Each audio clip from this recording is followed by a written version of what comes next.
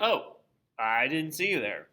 Well, if you're here, that must mean we should do some math. So, here we go. We are on 2.3 or something. Yeah, we'll go with that. 2.3. And we're going to look more into the quadratic formula and how to deal with quadratic equations. So up until now, we've been doing some square roots, some imaginary numbers, some complex numbers. So what's the point of all that, right? So it turns out quadratic functions, that's the y equals x squared, is really helpful in a lot of real world situations. Like here, you could use it to model this dude's shooting a basket. So believe it or not, your brain kind of sort of predicts a parabolic equation every time you shoot a basket or toss a ball or something like that. Now, of course, you're not coming up with an equation like, oh, well, negative 0.099x squared and so on and so forth. But your brain automatically does this, and you can use a parabola to help you solve equations, and you can also like program it into a computer to solve it for you, and they can predict it's very precisely where this ball might land. So that's what we're going to do. Let's investigate non-real solutions to the quadratic equations. So again, this is just meaning that, okay, we get an I in our solution. What does that mean?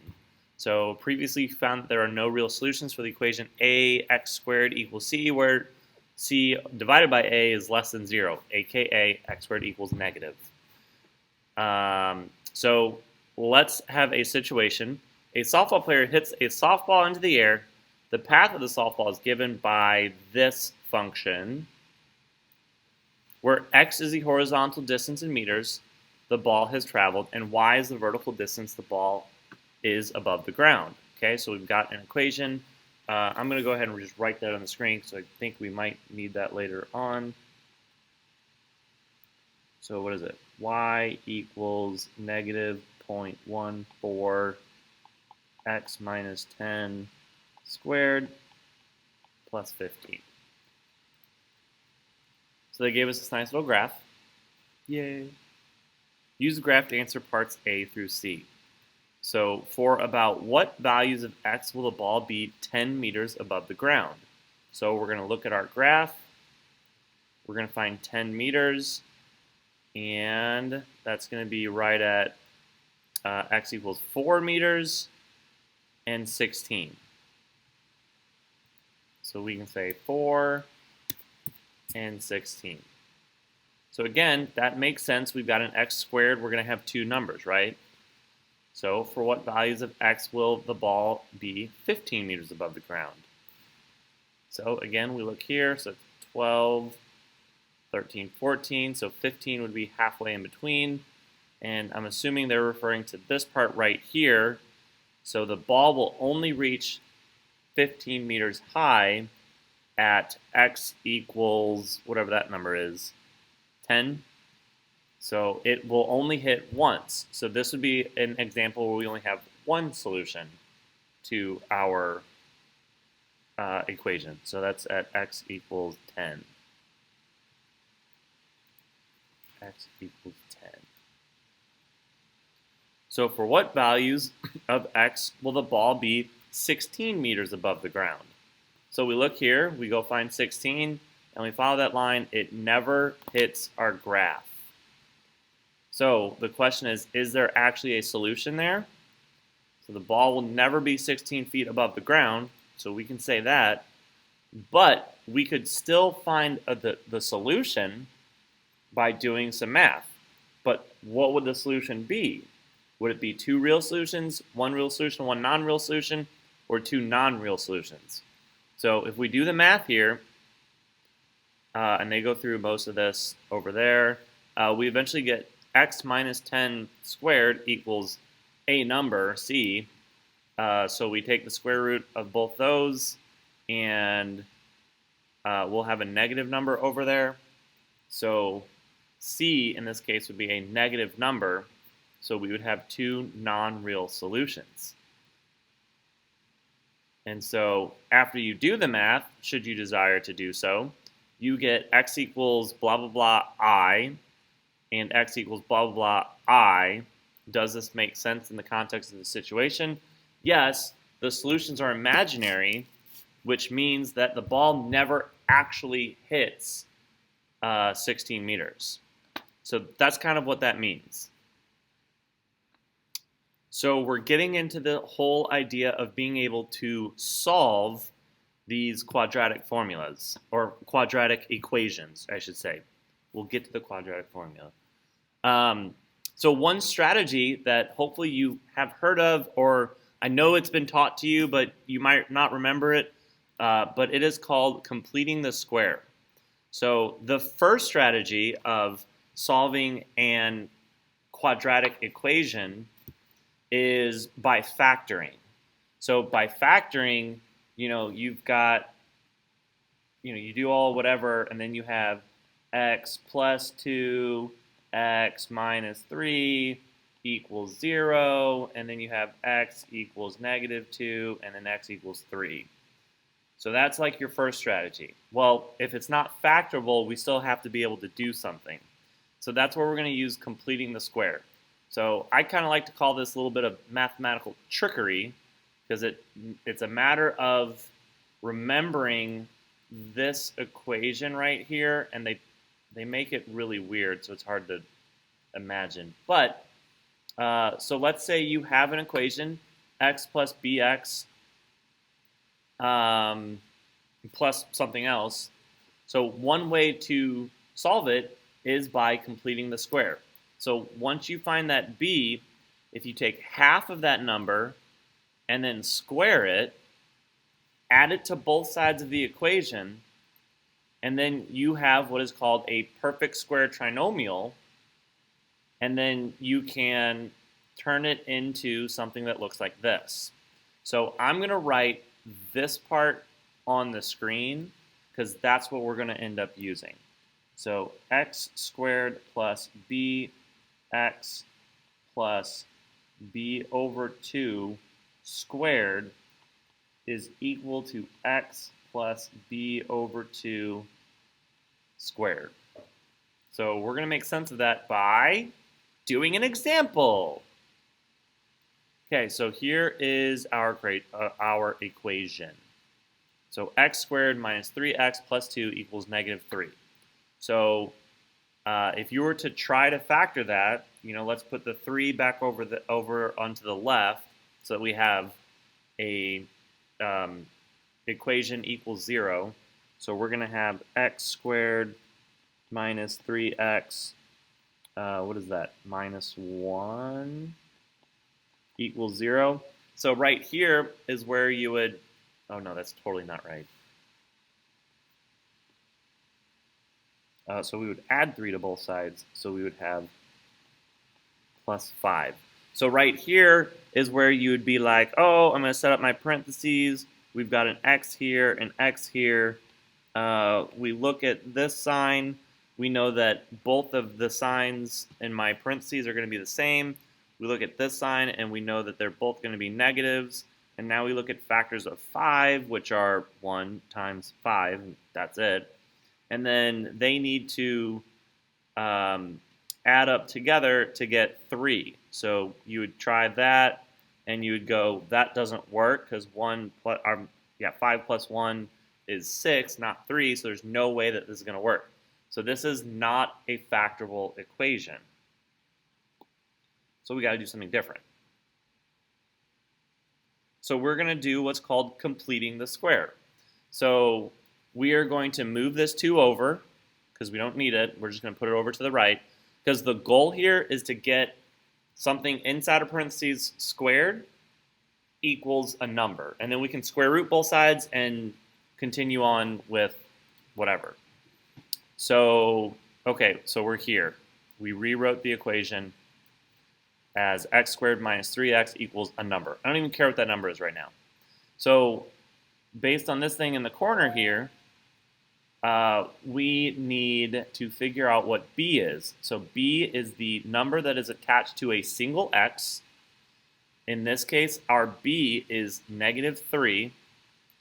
So we're going to take half of that and then square it. So b is equal to -3. So we plug it into this part, and we're going to do some math, and we get 9/4. So 9/4 would make this, if we had x squared minus 3x plus 9/4, it would be a perfect square trinomial, and we have a formula to deal with that right up here. So we're just going to add it to both sides. So we can do that because we're adding the same to each side. So here we go, we've got x squared minus 3x plus 9/4. So that fits into our, what we can call a key right here. And so we could change, or we can turn that into our x squared. We're going to get to that in a minute. What property justifies adding 9/4 to each side? That's your addition property of equality. I'm sure that you proved that in algebra at some point. But anyway, from here, we can factor using this equation up here. And then it turns into, so x plus b/2. So in this case, x plus b is -3/2 over 2, quantity squared, equals our number. You know, and they just did the math to figure that out. Okay, so now we've got x, we've got our quantity here, and it's squared. So now we can take the square root of both sides, plus or minus. We've got a negative underneath there. That's fine. We can deal with that. That's going to turn into an I at some point, but we've got this +3/2. Add that over here. So now we have x equals 3/2 plus or minus square root of -11 over square root of 4. So this part right here, we can say is equal to I square root of 11 over 2, and of course that's going to be plus or minus. So since it's over 2, we can put them both over the same denominator, and there's our answers. So this is called completing the square. So if this is totally new to you, it's probably more of just a you don't remember it. That's okay. I totally forgot this too. So I actually went back through and did the whole Google thing. But if you Google completing the square, you'll find half a dozen videos on like how to do it on the Algebra 1 side, and that might help you here. Because all we're doing here really is adding the potential of a complex number. So Khan Academy is a really good one, but again, it's called completing the square.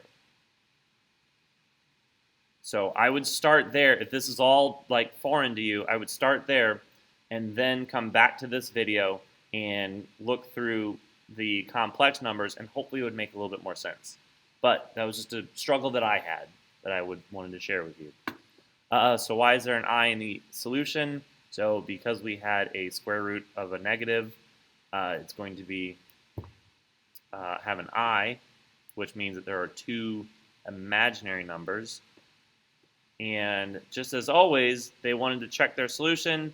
So for this part, they literally just plug both solutions back into the initial equation and then solve. If you get something that is true, then your equations are valid. If you get something that is not true, like if you get 2 equals -3, then you probably did something wrong and you need to recheck your solutions. So now that we remember how to complete the square, we can use it to find everyone's favorite quadratic formula. So if you don't have that song like -b plus minus square root of 4, whatever, all over 2a. I don't know the song very well, but it gets stuck in my head every single time. But we can use completing the square and doing it with abstract letters to actually derive the quadratic formula. So this is kind of a neat little proof that I like to go over. So we are attempting to derive or create the quadratic formula.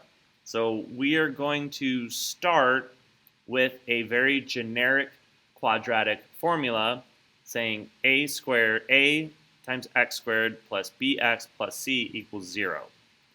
So in order to complete the square, we want that c over here on the right side so that we have just an x squared and an x on this side. And so we need to figure out what b is, or at least we need to figure out our equation. See if I can pull it back up. Yeah, there it is. So we need b over 2 squared, and we're going to add it to both sides. So let's get started. So here we've got, what happened? They missed something.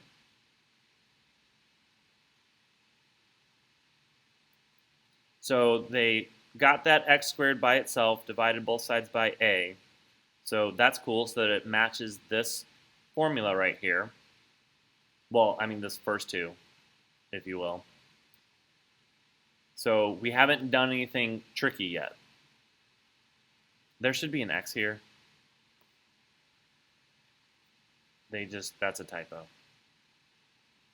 But anyway.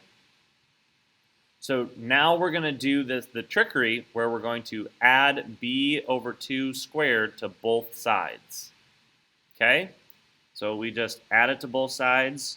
Here's our b over 2a squared. That's all we did. Okay? Nothing crazy just yet. So we got b over 2a squared minus c over a. So then from there, we're going to do this whole squared stuff over here. And over on this side, on the left, we can rewrite that using this equation just like that. So now we have x plus b over 2a squared equals a whole bunch of other stuff. Here's our whole bunch of other stuff. All we did was just distribute out that squared. Okay, so we still need to get this x by itself. So what are we going to do? From here, we can square root both sides, but we have to square root the whole thing. And so then, what did they do? Oh, so whatever. I said square root both sides, but so what they're going to do is they're going to combine this into a single fraction. So remember we had this conversation. In order to add a fraction, you need to have the same denominator. So in order to make this denominator look like this denominator, you have to multiply by a very special version of 1. So we're just going to take this number right here, and we're going to multiply it by a very special version of 1 called 4a over 4a. And I got that from here. So then when we do that, we've got our 4a squared down here, 4a squared, our denominators match. So now we can actually put these two together and just say b squared minus 4ac all over 4a squared, like this. And so on this side, we've just kept everything the same on the left, and then we're getting close to actually being able to do something on the right. So it should start looking familiar, right? B squared minus 4ac, that should ring a bell. 4a squared, you know, we're getting closer. So anyway, we're going to square root both sides.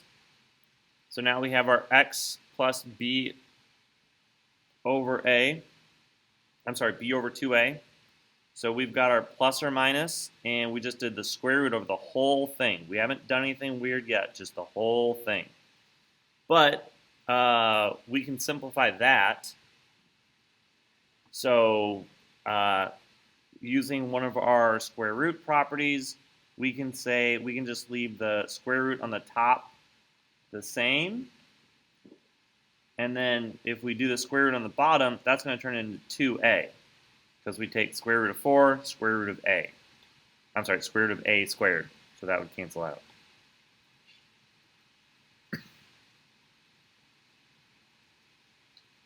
So then here we are. We're really close to x equals. So what we're going to do is we're just going to subtract b over 2a from both sides. And now, all of a sudden, y'all saw where this is going, I hope. Since our denominators are the same, we just take our minus b over 2a. We can just put that on the top. And here we have the quadratic formula. X equals negative b plus or minus square root of b squared minus 4ac all over 2a. So this is an equation that you can have memorized, write down, whatever, where you can just plug and chug.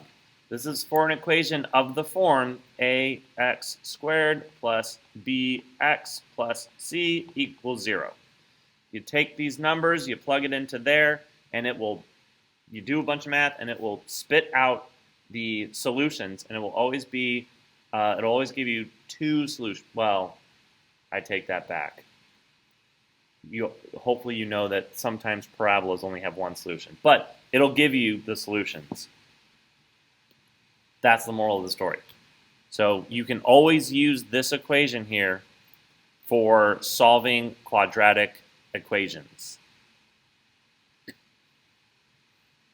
So when using the quadratic formula, the only trick to it is a lot of times you get something that looks like this, and you have to put it into what's called standard form so that you can figure out the a, b, and c. So really just take everything, shove it onto the left side of the equation, don't break any math rules, and then you've got it in standard form. You've got your a is an implied 1, your b is a negative 2, your c is a 10. You plug it all in, just like that, and you go bloop, bloop, bloop, bloop, bloop, bloop, bloop, do some math. Looks like you're going to have a negative sign under here, and then you simplify it. You have negative 1 plus or minus 3i.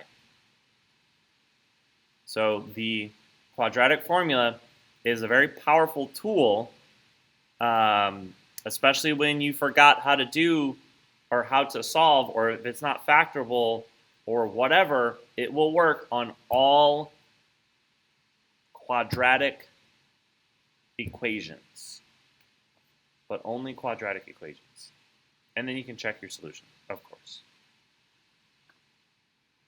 So now that we've used the quadratic formula, or at least remembered it, whatever, earlier in this chapter, we were able to determine something about the solutions of our quadratic functions just by looking at them. So if you remember, we said, oh, that's not going to show up. We said if x squared is a positive number, any positive number, we're going to have two real solutions. If x squared equals 0, we're going to have one real solution.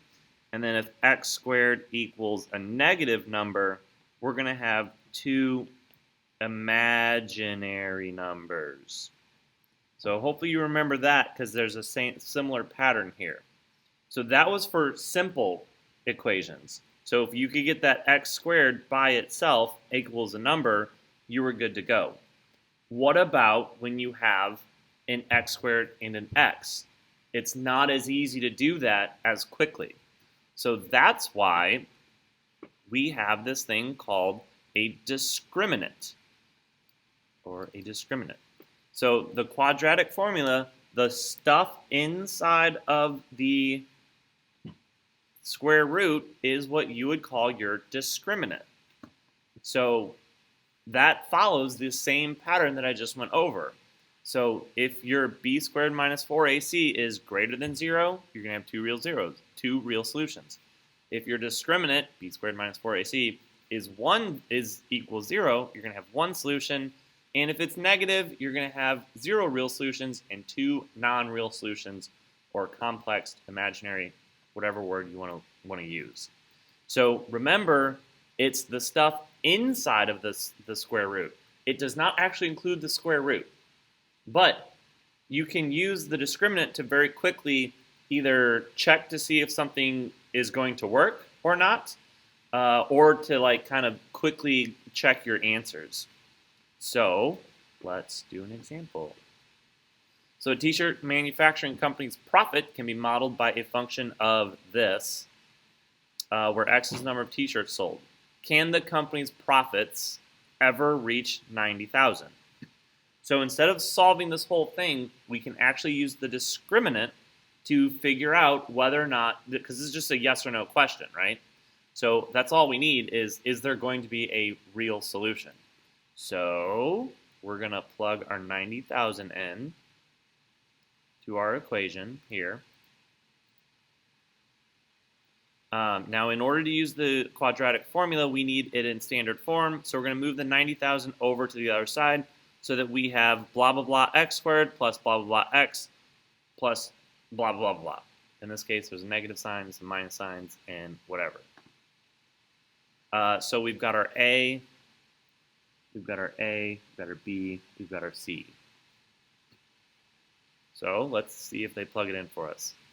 So our discriminant are A, B, and C. B squared minus 4AC, we plug that in. B squared, 125 squared, minus 4 times A, which is our negative 0.05, times our negative 93,600. So this is something that you can totally just jam into your calculator. That's fine. Parentheses are your friends. Make sure you do it right. And then you get this number. So this number here is a negative number. So our discriminant is negative. So can the company ever make that much money? So the answer is going to be no, because your discriminant is negative. The solutions are two imaginary solutions. And in this case, they don't exist in real life, or non-real solutions. This means that the company cannot make the profit of $90,000 given the profit function, blah, blah, blah, blah, blah. And then what would a positive discriminant tell you about whether the company could make a profit? It would be the opposite. It would say, yes, the company can make that much money. Hey, so that's it for tonight. Too easy, right? We'll see. Try it on Check on Learning.